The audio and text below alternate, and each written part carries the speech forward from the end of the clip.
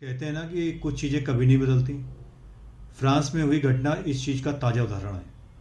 जी हाँ, रमज़ान को पाक यानी पवित्र महीना कहा जाता है एक खास समुदाय के अंदर। और इसी पाक महीने की शुरुआत होते ही फ्रांस में ईसाइयों के कब्रिस्तान से लेकर चर्च तक कट्टरपंथी इस्लामी नारे लिखे मिले। और इन पर लिखा मिला, अल्लाह के सामने समर्पण करें। इतना ही नहीं, गैर मुस्लिमों को रमज़ान मुबारक भी कहा गया था। ये तरीका है त्यौहार मनाने का, रमज़ान मनाने का। अब सवाल यहाँ ये उठता है कि ये मानसिकता आखिर चाहती क्या है? आखिर क्यों ये लोग अपने धर्म का पालन करते हुए दूसरों को चैन से जीने नहीं देते? अलग अलग प्रकार के षड्यंत्र रचकर लोगों को मजहबी बनाने का खेल खेलते हैं। ये मानसिकता दुनिया में शांति नहीं रहने देना चाहती क्या?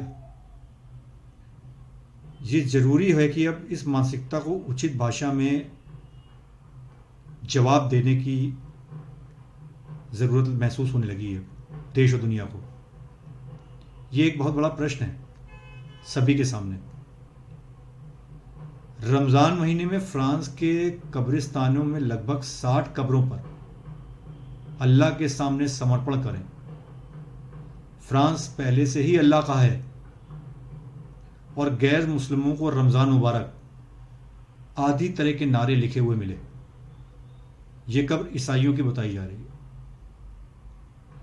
इस घटना के बाद से फ्रांस के उस शहर के लोगों के अंदर गुस्से की एक लहर दौड़ गई है और असंतोष की भावना, कहते हैं ना कि कुछ चीजें कभी नहीं बदलती, प्रचंड रूप में घर कर रही है। फ्रांस में हुई घटना इस चीज का ताजा उदाहरण है। जी हाँ, पेरिगॉट वर्ड रमजान को पाक यानी पवित्र महीना कहा जाता है। 58 कब्रों पे इस तरह के इस्लामिक नारे लिखे खास समुदाय के अंदर।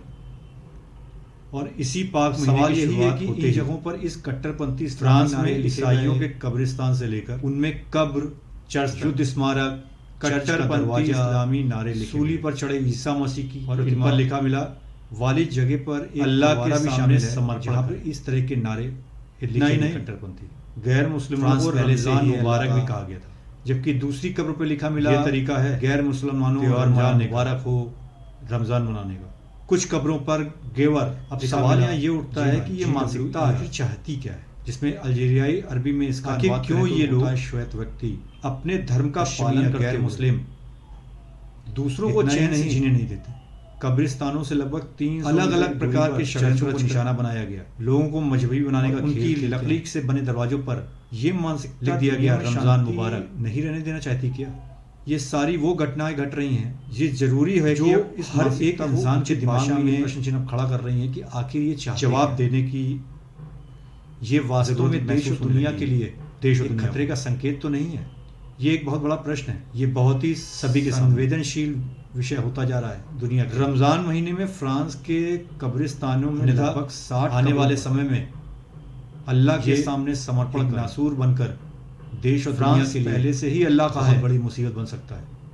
और गैर सभी देशों को रमजान मुबारक एक साथ आकर आदि तरह के नारे लिखे हुए को खत्म करने के लिए ये कब्र ईसाइयों की कदम उठाने का ये सही समय आ चुका है। इस घटना के बाद से फ्रांस के उस शहर के लोगों के अंदर गुस्से की एक लहर दौड़ गई है और असंतोष की भावना प्रचंड रूप में घर कर रही है। पेरिगॉट वर्ड के एक कब्रिस्तानों में करीब 58 कब्रों